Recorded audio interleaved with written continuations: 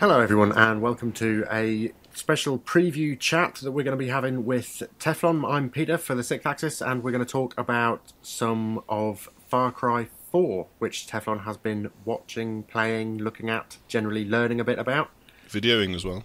Oh, capturing video as well, Yeah. because he's that fancy. This is what you're seeing in the background, hopefully.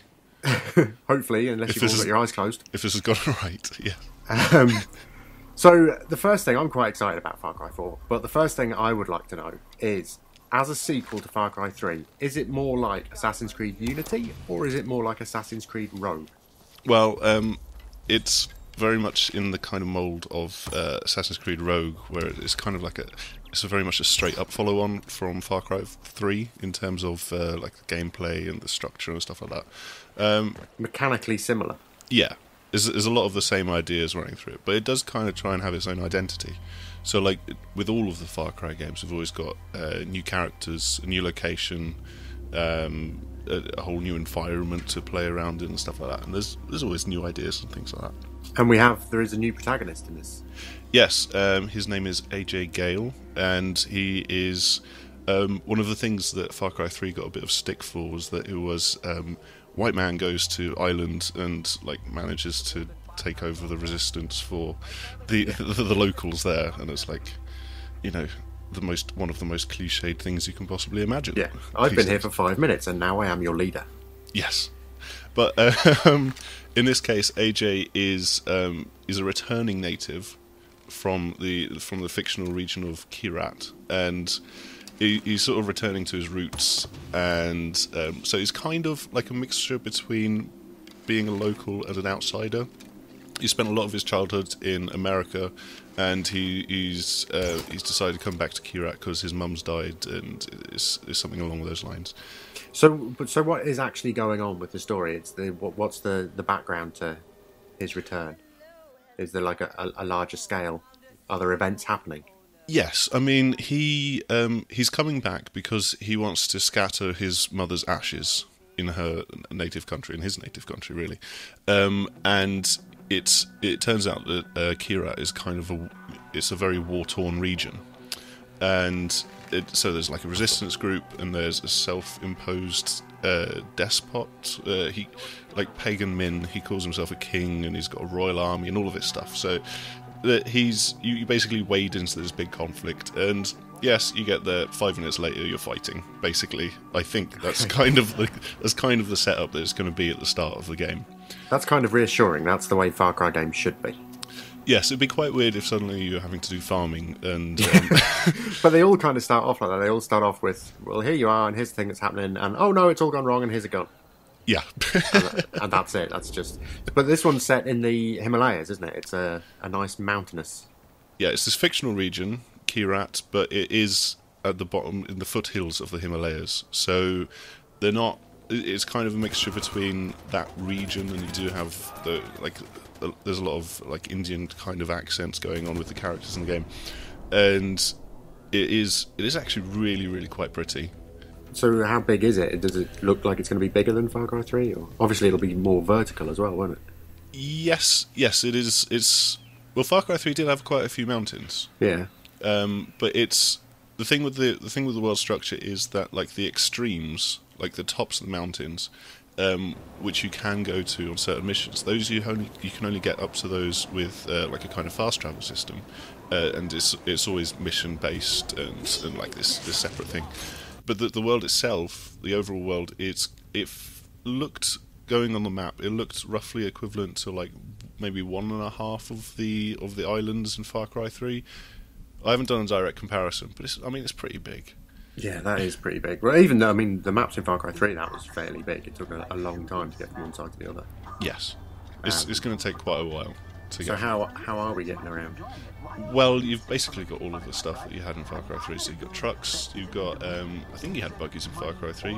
You got fun little buggies, quad bikes, there's now elephants. You didn't have those before, but there's also a little.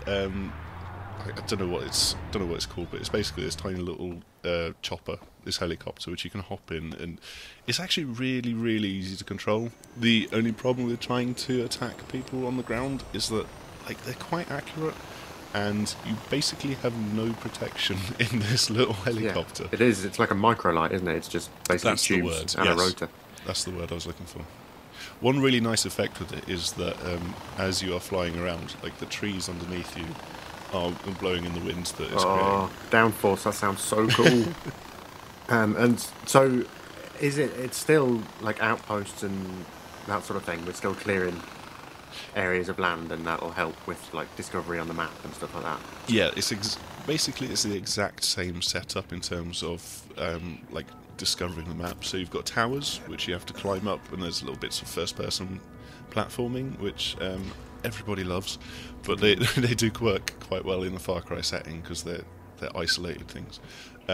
You have all of these outposts which were such a big integral part of Far Cry 3 and so perfectly done as well. And you can attack them like head on, you can do them stealthily, you can hop on an elephant's back and just rampage your way through, and that is ridiculously good fun. Yep. Because you I found when I played the demos at E3, that was basically all I wanted to do, and it was I discovered that you could ride the elephant into the camp, and then they would shoot him and get him angry, and you could jump off and run away and hide. Yeah. And then the elephant would just continue doing damage on your behalf. Exactly. So I think it's quite nice.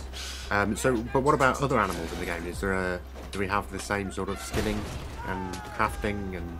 Yeah, I mean, this is one of those things where some people are going to be like, I don't want to skin animals, and it is still part of the game.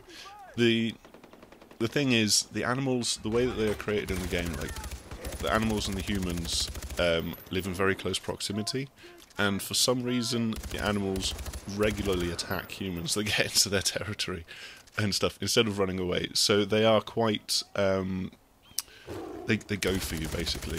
If there's a tiger and it spots you, it will come after you. So it's basically you are defending yourself against these animals unless you've got like a mission to go and hunt a particular thing.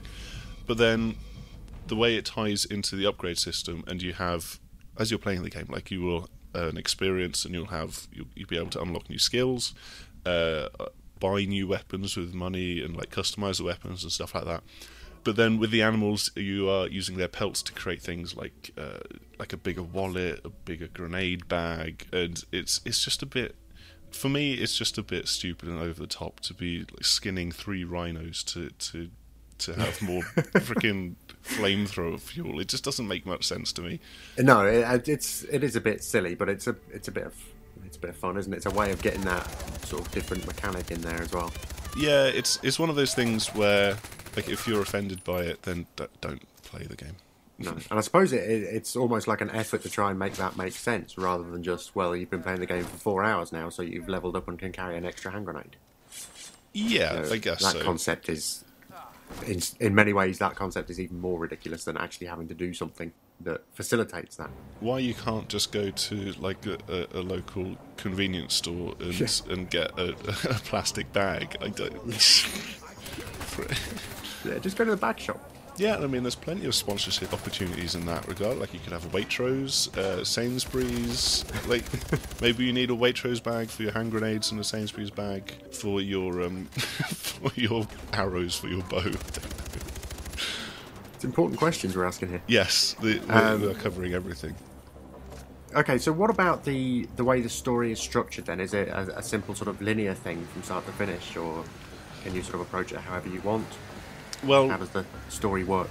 Well, what's quite interesting here is that, I mean, there's lots of side missions. There's always going to be tons of side missions and things to do, but the main story itself isn't quite as straightforward as before. There's a lot more times where it's going to split off and you have a choice between 2 people and what they want you to do, basically.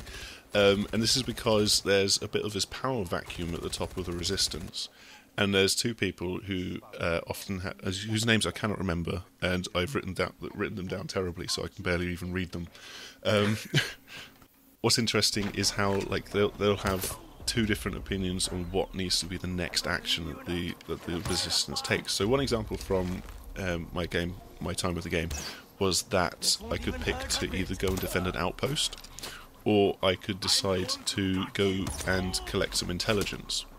And because I decided to go and collect some intelligence, that meant that the outpost falls, and a few resistance fighters die, and the character who wanted me to protect the outpost gets a little bit annoyed at me. So that sounds kind of like the Grand Theft Auto thing, where they have those certain missions where you get to make that choice. And I think in Grand Theft Auto it's usually like kill one character or the other one. So perhaps not quite as binary as that, but a similar sort of concept. Yeah, I mean, it's not going to diverge a huge amount. I think there are going to be like different endings to the game, and I mean, Far Cry 3 kind of had that thing where it's like make this choice between blah blah blah at the end. But I think it's going to be more interesting and involved the way that it diverges. And also, you've obviously got all of these side missions, and what's quite nice there is that they're sort of like woven into the plot a bit more, so it's not just here's a different guy who wants you to do stuff. So I think we've covered most of the sensible questions, but I do have one slightly ridiculous question. Okay. What are the chances of another Blood Dragon style spin-off? Well, I have no idea. I think someone asked during an interview. I think someone asked about this, and the answer was just like, we are focusing on this game. Yeah. Why are you asking us about? We're putting literally thousands of man hours into making this huge, complete game that we're very passionate about. Shut up about that silly thing we did once. I think once there are idle hands, then they might turn their attentions back to like the kind of ridiculous Blood Dragon style thing. But to be honest, like they could do Blood Dragon, but in a completely different fashion. They could go for like I don't know, like an 80s kung fu film type thing, which would be. Well, it's nice to see them use that engine, because it's a heavily modified engine they use now. But it's nice to see them use that, like just experiment and do different things with it. But I think obviously the development team they're obviously pushing to get the main game itself finished. Was there any talk about sort of DLC plans, or I know there's a co-op mode? Is that how expansive is that? The co-op mode, it's a lot different. It's very different to Far Cry 3. Far Cry 3's co-op mode was basically like the Left 4 Dead setup, where you got 4 people, you drop them in, you fight off waves, go through a level, that kind of thing. And here it's 2-player co-op, and it's the second person literally joins you within the game world. And though you can't do story missions, you can do pretty much anything else. So there's all of the outposts you can tackle co-op, there's the towers. I'm a little bit remiss in not mentioning the fortresses before, which are kind of like heavily fortified outposts. It's just the same thing, but much trickier to tackle, and that gets so an extra pair of hands would help out there. Exactly. And though we tried it several times, and we failed every single time because we basically just went in and like blew stuff up. You know how co-op is. It's always just fun to be able to sit down and play with a friend and just mess about, basically. Yeah, that kind of sounds potentially more interesting, I think, than the way it was done in Far Cry 3.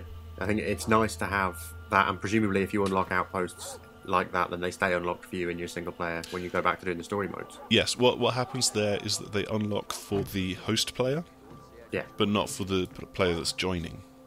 So it's nice, like if you are having a little bit of difficulty with a fortress, you can get a friend in to help, and there's that kind of thing. Just get back to your game after that. It's quite an interesting way of doing it, I think. Quite a nice way of doing it.